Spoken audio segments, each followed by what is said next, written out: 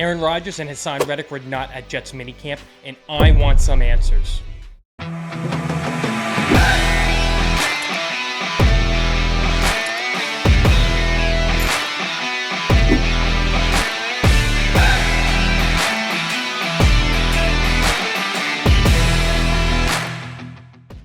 Welcome to another episode of JetCast. As always, I'm Pat, and once again, I have Jets Insider Nick Faria with us. Nick, you were there for all of minicamp, and my first question is, where the hell is Haason Reddick?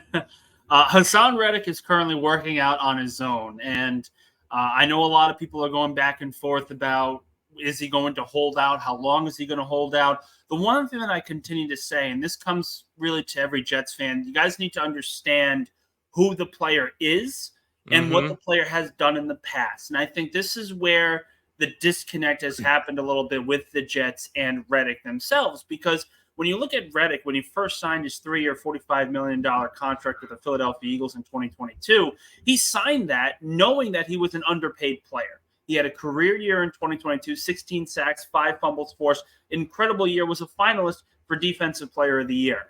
After that season, he held out of minicamp. He held out of OTAs simply because he wanted a new deal and he wanted to try and see if he could get it with Philadelphia. The Eagles did not budge. Right, wrong, indifferent, it's irrelevant now, but they did not budge. He posted another 10-plus sack season with 11, but they seemed to sort of struggle down the stretch on the defensive end. Philadelphia. It's part of one of their worst collapses in franchise history, losing 6 of their last 7. So when they made the trade for Reddick, when the Jets made this trade for Reddick, they made the trade not realizing that Reddick already showed that he'd be willing to sit out of mandatory minicamp, of OTAs, in search of his long-term extension, in search of the contract he's always been looking for. Shouldn't they have known that, though? Shouldn't they have done their due diligence and known that he had done that already once? Sure, but this is where I say everyone sort of needs to take a step back and realize where we are in the offseason. Haason Reddick is an edge rusher. You do not want your edge rushers.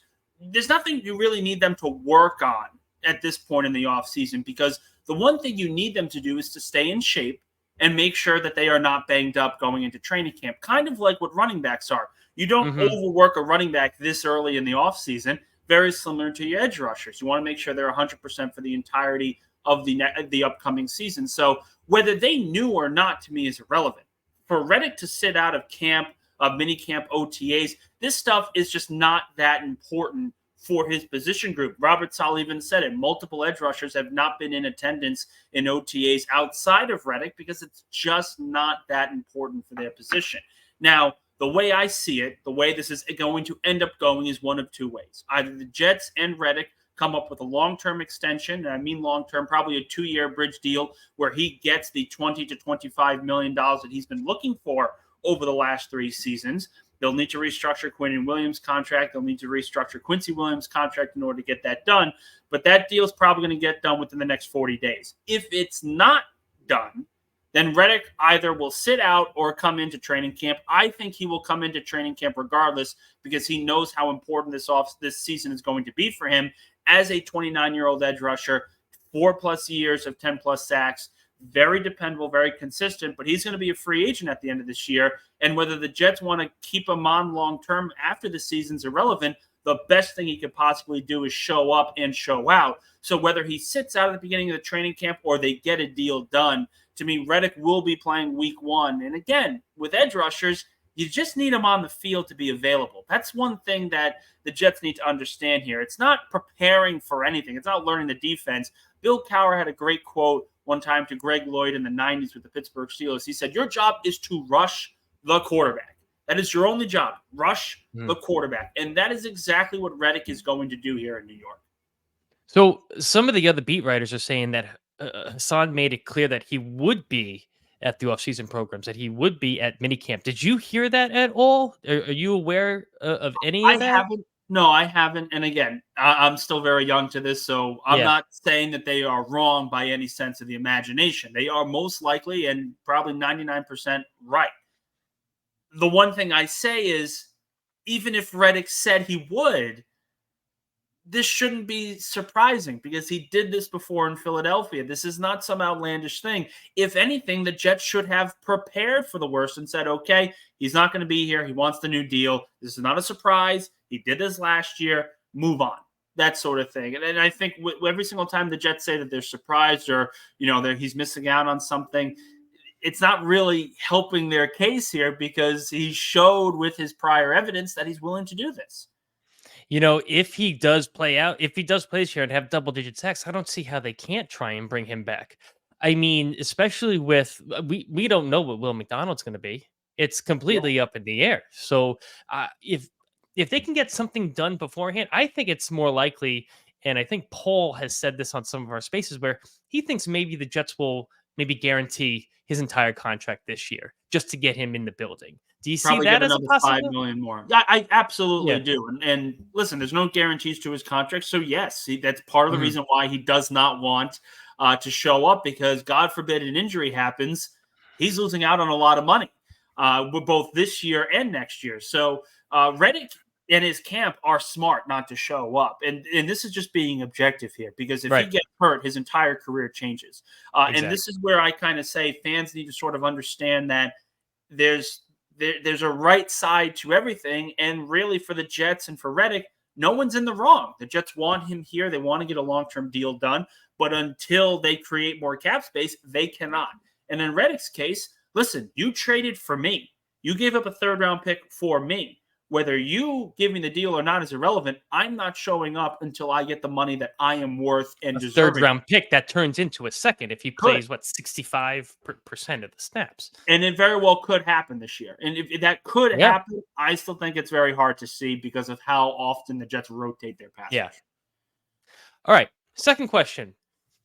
Where the hell is Aaron Rodgers? It seems like it's always something. And this is probably a non-story, but it is. when Robert Saleh at the podium did him no favors as far as trying to explain it away. And especially with Tyrod Taylor saying he didn't know until he showed up into the building that he was going to be QB1 for minicamp. If they knew this was going to be something that, if this was something that was planned out and they knew it was going to overlap with minicamp, why not tell Tyrod that he was going to be, QB1 from the very beginning? There's something missing still.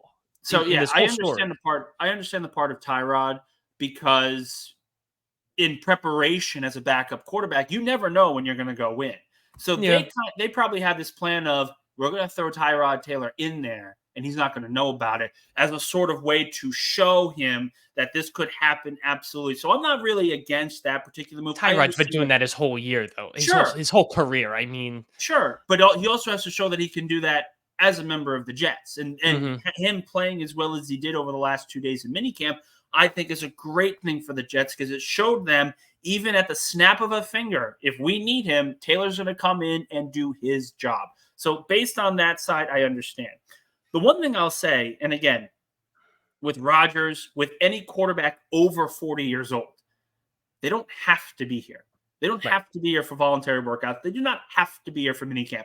Tom Brady, Peyton Manning, both sat out, different cases, different situations when they moved to their different teams. So to say that this is some new thing that's going on with Aaron Rodgers, it's not. 40-year-old quarterbacks are deserving enough to say, I know I'm elite. I will always be elite. I don't need this extra practice time. I don't need to worry about this. I know the offense like the back of my hand. I've worked with these players before like the back of my hand. All of this is understandable. Totally understand if he wants to take time off for minicamp. When he said that, when Robert Saleh said that, I was like, okay, usual stuff. Not the end of the world. Quarterbacks 40 years old, sit out these kinds of practices, not a big deal. The problem is, and I continuously say this, it's not that Aaron Rodgers sat out. The problem is not that Aaron Rodgers took a vacation to some other part of the world. The problem is Robert Saleh really just was foolish in how he described the situation. The inexcused absence portion. Well, and he called it an inexcused absence, which is not a word. It's either unexcused or excused.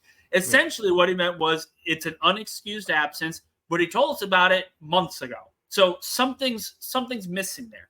If he told you about it months ago, then just call it an excused absence, because many other players around the NFL have had excused absences during this time for mandatory minicamp. This is not some outlandish thing that's going on.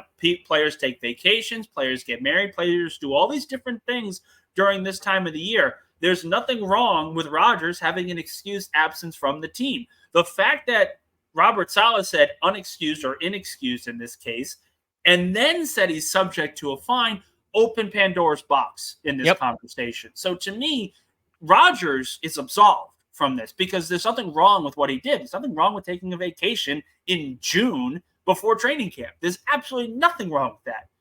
But there's something wrong when your head coach will not just keep it basic and say, even the simple, he's not with us, but he let us know about this months ago. What's the story there? Rodgers sits out, but he let the Jets know. Not a problem. The fact that Saleh made a point to say it was an unexcused absence and that he would be subject to fine created this conversation. People can blame the media all they want, and maybe the national media really took fire of this because it's Aaron Rodgers and they love to make him the butt of the joke.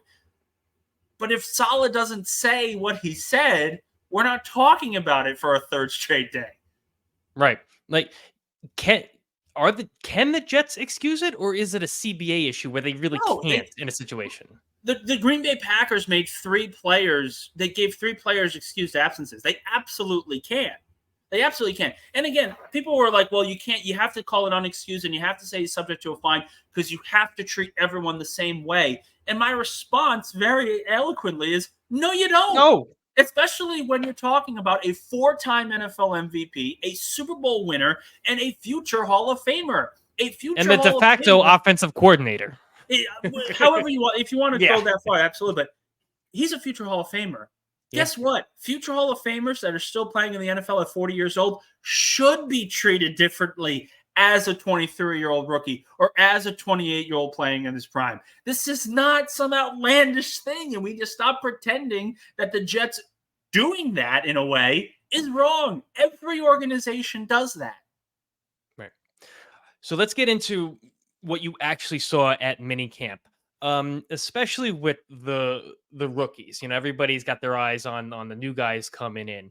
Fashanu, is he getting a good amount of reps? Is Tyron, getting the rest that he needs? I mean, I know it's super early, but what are the early returns you think on the first round pick? I think the early returns are very strong. They're not going to put him out there right away. But in early practices, he has been excellent in pass coverage. You really haven't seen much in the run game, and it's hard to judge in the run game when there's no pads and there's no physicality along the defensive line. So I can't judge him based on that.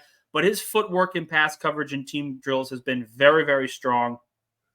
And the one thing that I will say with Tyron Smith, he practices some days and doesn't practice other days. And that is perfectly fine with the Jets because they're keeping him on a similar program that the Dallas Cowboys did last season. And he played something around 13, 14 games. So, did the Jets reach out to do you know if the Jets reached out to the Cowboys to see how they handle his practices? I know they spoke with Tyron Smith and sort of his team to see what's best for him and what they did down in Dallas. I don't know if they reached out to the Cowboys specifically, but I know that conversation has happened with the Jets and Smith. And Smith is 100% behind anything that the Jets do because he knows he's a 33-year-old tackle. He hasn't played a full season since 2015. All those things play into account. But when he's healthy, he's one of the best tackles in football, one of the best modern tackles in the game. So with Smith, you want to keep him healthy. You want to keep him out of some practices to remain healthy.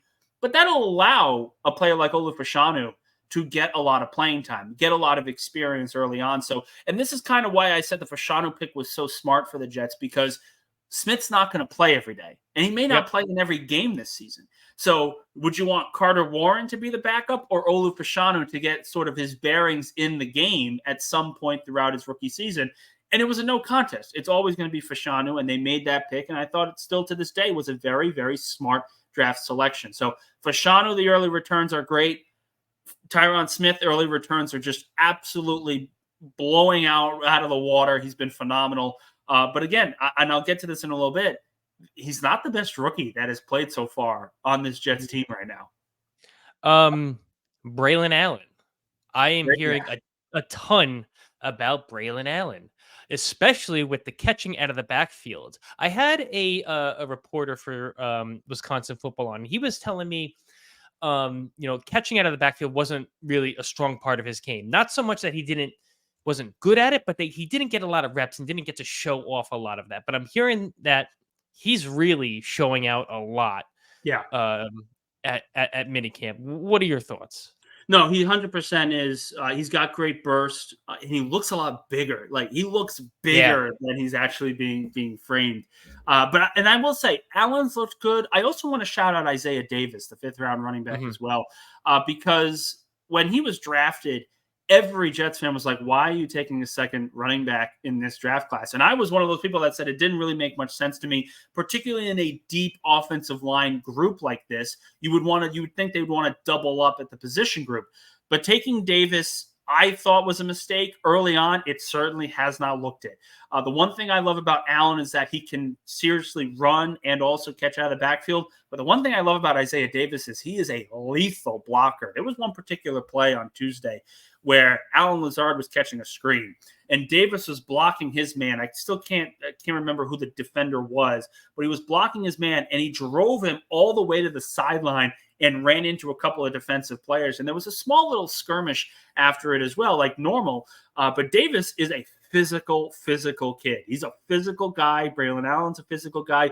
The Jets have essentially used the 2024 draft class and just sort of retooled in not just depth, but also physical players that are athletic. Fashanu, Corley. They want to get mean up front. It seems exactly. Like they want to get much more physical, and that's why the Michael Carter running back, getting him out of here and kind of retooling this offense to just get bigger, basically. No, and that's what they have. They've gotten bigger and they've gotten more physical. And this entire draft class has shown that. Whether it's the running backs, whether it's Corley, Fashanu, or even Stiggers. I mean, Stiggers has been out of this world. That was going to be my next one I wanted to bring up, because we just had Nick Baumgardner from The Athletic on our space. He was talking. He wrote a fantastic story about Stiggers before the draft, and sure enough, we were able to get him on the show. And his story is just phenomenal. And he's another guy who you just keep hearing about. In 7-on-7 drills, it's very much lean, or there's much more of an emphasis on the offense there because there's no pass rush. The quarterback can stand there. He can do whatever he wants. But if he's picking off passes in those 7-on-7 drills off guys like Lazard, right? Early returns on him seem to be pretty high too. I'll tell you right now, he's been the best rookie of this entire class, and I'm not paraphrasing it. He has been the best rookie of this entire draft class through the early workloads for the Jets. I mean, because he's played professional, and that's helped. That's helped. Yeah, and he as lockdown, he's been great. In zone, he's been great. There was one play on Wednesday where it was a jump ball between him and Lazard, and Stiggers actually deflected the pass, and Lazard obviously has a couple inches on him.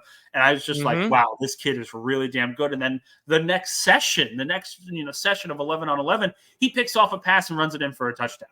He has made plays every single week, and it's going to make things really interesting because I wrote about this yesterday. DJ Reed has been a consummate professional. You know what you have in Sauce Gardner and Michael Carter. All three are looking for contracts next offseason.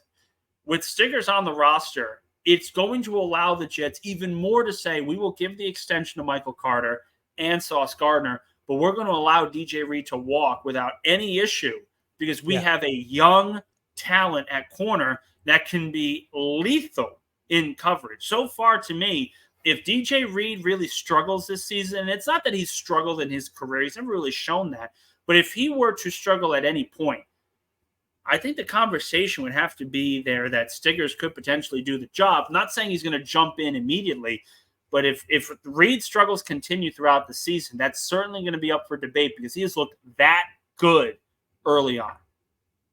Nick, thanks for hanging out for a little bit with me. I'll get you back on at some point in the middle of training camp. I'm going to be going to a bunch of days, so maybe we'll meet up there or something. But again, just remind everybody where they can find you. Yeah, Nick_Faria1720. That's my Twitter handle. That's where I post pretty much all my stories. I write for Athlon Sports. I write for Pro Football Network. Pretty much writing Jets wherever I can right now. So just appreciate everyone following and reading my stuff. Remember, guys, we are sponsored by SeatGeek. Use code JetCast at checkout. You'll get $20 off your first purchase. As always, go Jets.